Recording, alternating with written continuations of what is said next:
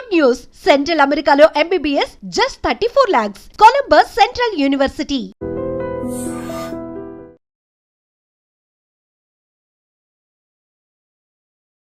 Gastric problem ఇవాళ రేపు చిన్నవాళ్ళల్లో లేదు, పెద్దవాళ్ళల్లో లేదు, ముసలి వాళ్ళల్లో లేదు, ఒకళ్ళకని కాదు. తిన్నా గ్యాస్ ప్రాబ్లం వస్తుంది, తినకపోయినా వస్తుంది. చాలామంది ఎదుర్కొంటున్న యూనివర్సల్ ప్రాబ్లం ఇది. అసలు గ్యాస్ ప్రాబ్లం ఎందుకు వస్తుంది? గ్యాస్ ప్రాబ్లం రాకుండా ఉండాలి అంటే ఏం చేయాలి? మీరు అన్నట్లు చిన్నపిల్లల నుంచి పెద్దవాళ్ళ వరకు కూడా చాలామందికి సమస్య అమ్మా. అందుకే మీరు క్వశ్చన్ అడుగుతుంటే నాకు ఒక ఇది గుర్తొస్తుందమ్మా. సర్వేషు రోగేషు అజీర్ణం కారణం స్మృతం అని మన ఆయుర్వేదంలో మన మహర్షులు ఎప్పుడూ చెప్పారమ్మా, చాలా సూక్ష్మమైనటువంటి రీతిలో. సర్వేషు రోగేషు అజీర్ణం కారణం స్మృతం అంటే అన్ని రోగాలకి అంటే 99% of the diseases comes due to indigestion or gastric problem అని చెప్పి చెప్పుకోవచ్చమ్మా. అంటే ఈ రోజుల్లో మనం ఎదుర్కొనేటువంటి అనేక రకాలైనటువంటి సమస్యలకు కూడా ఈ గ్యాస్ట్రిక్ ట్రబుల్ అనేటువంటి సమస్య కారణం తల్లి. సో ఈ గ్యాస్ట్రిక్ ట్రబుల్ సమస్య తీసుకునేటువంటి ఆహారంలో వల్ల వస్తూ ఉంటుందమ్మా. ఈ రోజుల్లో ఆహారం టయానికి తీసుకోవడం లేదు, పోషకాహారం తీసుకోలేకపోతున్నాము. అట్లే ఆహారం యొక్క క్వాలిటీ, మంచి క్వాలిటీ అయినటువంటి ఆహారం తీసుకోలేకపోతున్నాము.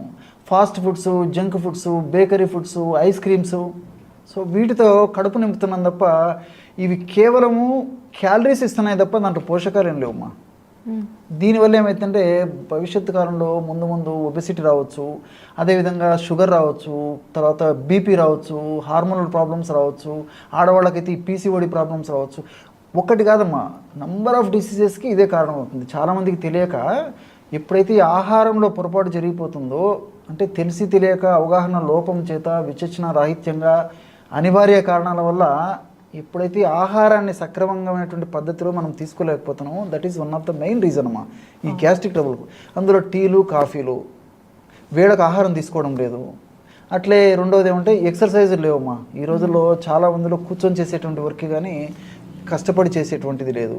రెండవది ఏంటంటే రాత్రిపూట ఎంత పిందలాడ ఆహారం తీసుకుంటే ఎంత మంచిదని చెప్పేసి మన శాస్త్రంలో చెప్పబడిందమ్మా. కానీ ఎంతమందిని తీసుకుంటున్నామమ్మా? ఎవరి రీజన్స్ వాళ్ళకు ఉన్నాయి. సో రాత్రి ఇప్పుడు 10కో 11కో 12కో తీసుకోవడం మొదలైంది. అంటే ఉద్యోగాల నుంచి ఇళ్ళకి వెళ్ళేసరికి ఆటోమేటిక్గా టైం లేట్ అవుతుంది. దాన్ని బట్టి ఆహారం తీసుకోవడం కూడా పెరిగిపోతుంది, లేట్ అవుతుంది. వ్యాధులు కూడా అలాగే పెరుగుతున్నాయి. అంతే కదా తల్లి. సో దీనివల్ల ఏమంటే తీసుకునేటువంటి ఆహారం కూడా తేలిగ్గా జీర్ణమైనటువంటి ఆహారం తీసుకునేటువంటి పరిస్థితి లేదమ్మా. ఉదయం హడావిడిగా ఏదో ఒకటి తీసుకుంటాము, మధ్యాహ్నం పూట హడావిడిగా లంచ్ అయిపోతుంది, రాత్రి డిన్నర్ అయ్యేసరికి కడుపు నిండా కుటుంబ సభ్యులతో కూర్చొని కడుపు నిండా తీసుకుంటాము. సో మంచి పోషక విలువలతో కూడినటువంటి ఆహారము, సులభంగా జీర్ణమైనటువంటి ఆహారము తక్కువ ప్రమాణంలో తీసుకుంటే మంచిది. కానీ మితం హితం, మితమైనటువంటి ఆహారం హితంగా ఉంటుంది తప్ప అమితమైతే అమితమైనటువంటి వ్యాధులు వచ్చేస్తాయి. సో చాలామందికి తెలియదు, లేట్ ఆహారం తీసుకోవడం కూడా ఈ గ్యాస్ట్రిక్ ట్రబుల్ కారణము. వీటన్నిటికి తోడు రాత్రిపూట 1 గంటకో 2 గంటకో పడుకునేటువంటి రోజులు వచ్చాయమ్మా.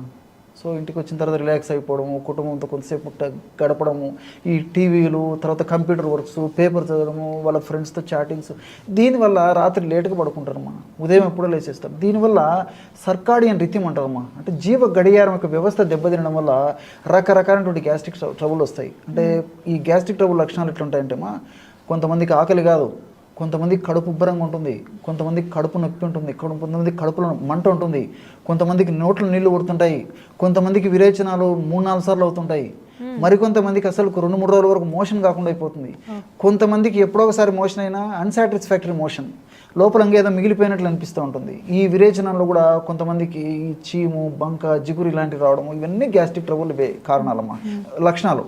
రెండోది ఏంటంటే వీటి వల్ల తెలిసి తెలియకమ్మా చాలామందికి ఈ గ్యాస్ట్రిక్ ట్రబుల్ వల్ల కొంతమంది నడుము నొప్పులు, మోకాళ్ళ నొప్పులు, మెడ నొప్పులు, తల నొప్పులు, భుజం నొప్పులు ఇవన్నీ వస్తుంటాయమ్మా. గ్యాస్ట్రిక్ ట్రబుల్ సమస్య తగ్గిపోతే కానీ తగ్గవు.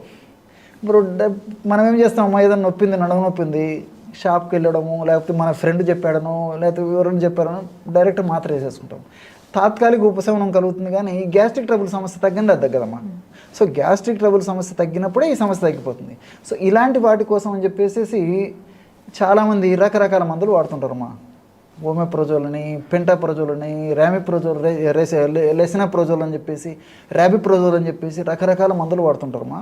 వైద్యుల పర్యవేక్షణలో అవసరాన్ని బట్టి, పరిమితిని బట్టి కొన్నాళ్ళ పాటు వాడుకుంటే మంచిది. కానీ మరి వైద్యుల పర్యవేక్షణ లేకుండా వైద్యులు ఏదో కొన్నాళ్ళు వాడమని చెప్తే వీళ్ళు ఇంకా లైఫ్ లాంగ్ కొనసాగించేటువంటి పరిస్థితి ఉండడం వల్ల క్రమక్రమంగా తెలియని జబ్బులు కొన్ని అయితే తెలిసిన జబ్బులు ఎన్నో వస్తుంటాయమ్మా. సో ఇది ఏమాత్రం క్షేమదాయకం కాదు. వీటన్నిటికి కూడా బ్యాక్ టు నేచర్. ప్రకృతి మన గురువు. సో ప్రకృతిని ఫాలో అయితే ప్రాబ్లమ్స్ ఉండవమ్మా. సో ఈ నియమాలు పాటించడం చాలా చాలా మంచిది.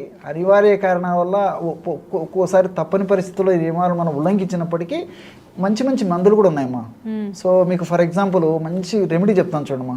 గ్యాస్ట్రిక్ ట్రబుల్కి ఎంతోమంది సఫర్ అవుతుంటారు. మీరు మంచి ప్రశ్న అడిగారు. ఉదాహరణకి వాము తెలుసు కదమ్మా, వాము, అజవాయిన్ అంటారు, ఓమము అంటారు, ప్రతి చోట దొరుకుతుందమ్మా. సో వాము తర్వాత నల్ల ఉప్పమ్మా, బ్లాక్ సాల్ట్ అంటారు. బ్లాక్ సాల్ట్ అనేది సాల్ట్లో సైంధవ లవణము, సవర్చ లవణము, సముద్ర లవణము, బిడా లవణము, ఇట్లా రకరకాలు ఉంటాయమ్మా. ఇది మన జనాలకు కన్ఫ్యూజ్ అయిపోతారు. బ్లాక్ సాల్ట్ నల్ల ఉప్పు అమ్మా, నల్లగా ఉంటుందమ్మా ఉప్పు. దాన్ని ఈజీగా పౌడర్ చేసుకోవచ్చు. మనకు డిపార్ట్మెంటల్ స్టోర్స్లోను, ఆయుర్వేద ఔషధ విక్రయశాలలోను, పచారీ కొట్టలు కూడా దొరుకుతుందమ్మా. ఈ రోజుల్లో కామన్గా దొరుకుతుంది. ఆన్లైన్లో కూడా తెప్పించుకోవచ్చు. సో బ్లాక్ సాల్ట్ పౌడరు మనకు దొరుకుతుంది, గడ్డల రూపంలో కూడా దొరుకుతుందమ్మా. సో ఈ రెండుతోనే మంచి గ్యాస్ట్రిక్ ట్రబుల్ మెడిసిన్ తయారు చేసుకోవచ్చమ్మా. ఎలాగంటే ఒక 100 grams ఈ వామును వేయించేసేసి చల్లారిన తర్వాత ఒక 100 grams వాము చూర్ణం తీసుకోవాలి. 25 grams బ్లాక్ సాల్ట్ పౌడర్, ఈ రెండు కలిపేసి మిక్సీలో వేసేసేయండి అమ్మా. 100 grams వాముకి 25 grams black salt, that is the ratio. మిక్సీలో వేసేస్తే మొత్తం కలిసిపోతుందమ్మా. దాన్ని అలాగైనా వాడుకోవచ్చు, లేకపోతే జల్లి పట్టైనా వాడుకోవచ్చమ్మా. ఒక 1/2 teaspoon మార్నింగ్ ఆహారం తీసుకున్న తర్వాత ఒక 10-15 నిమిషాల తర్వాత ఒకసారి, రాత్రి ఆహారం తర్వాత ఒక 10-15 నిమిషాల తర్వాత ఒకటి, సరే ఒక 100 ml వాటర్తో ఇఫ్ పాసిబుల్ గోరువెచ్చని నీళ్ళు, అది కాకపోతే కాచి చల్లార్చిన నీళ్ళు, అది వీలు కాలేదనుకోండి మామూలు టెంపరేచర్ వాటర్ అమ్మా. Fridge water, ice water, cold water అవుతుంది, మామూలు టెంపరేచర్ వాటర్ అని సరిపోదు. జస్ట్ ఒక 1/2 teaspoon అందులో వేసుకొని తీసుకుంటే ఇప్పుడు నేను చెప్పినటువంటి వివిధ రకాలైనటువంటి గ్యాస్ట్రిక్ ట్రబుల్ సమస్యలు తగ్గిపోతాయి. ఈ నొప్పులు కూడా తగ్గిపోతాయమ్మా. చాలా కంఫర్టబుల్గా ఉంటుందమ్మా. చాలా ఫాస్ట్గా పనిచేసే మెడిసిన్. ఎంతోమంది వాడారమ్మా ఈ మెడిసిన్ కూడా. కాబట్టి సింపుల్. అందుకే ఇంకోటి కూడా నాకు గుర్తొస్తుందమ్మా, దీన్ని యవాని అంటారమ్మా సంస్కృతంలో. ఏక యవాని శతమన్న పాచనం అని చెప్పేసి మన మహర్షులు చెప్పారనమాట. అంటే ఒక్క వాము గింజ 100 అన్నపు మెతుకులను జీర్ణం చేసే శక్తి ఉందంటమ్మా. చూడండి, ఒక్క వాము 100 అన్నం మెతుకులను జీర్ణం చేసే శక్తి ఉందంట. అంత కెమికల్స్ ప్రకృతి నిక్షిప్తీకరించి మనకు ప్రసాదించింది. మనం వాటి మీద తెలియక అవగాహన లోపం చేత సక్రమ మార్గంలో మనం సద్వినియోగం చేసుకోలేక వీళ్ళు ఇబ్బంది పడుతున్నామమ్మా. ఇలాంటి ఔషధాలు వాడుకుంటే బ్యాక్ టు నేచర్ ఎప్పుడైతే మనం వచ్చామో మన ఆరోగ్యం కూడా నేచర్గా ఉంటుందమ్మా. అంటే ఇలాంటివి వాడడం వల్ల మెడిసిన్స్ దాకా వెళ్ళాల్సిన అవసరం లేదా సార్? 99% ఉండదమ్మా. జనరల్గా ఏంటంటే గ్యాస్ కోసం ఒక టాబ్లెట్ వాడాలి అంటే అది పరిగడుపున వేసుకోవాలి అని చెప్పేసి చెప్తారు. మీరు చెప్పిన రెమెడీ ఏంటంటే భోజనం తర్వాత తీసుకోవాలి, అంతేనా? అవునమ్మా. నమస్తే డాక్టర్. నమస్తే.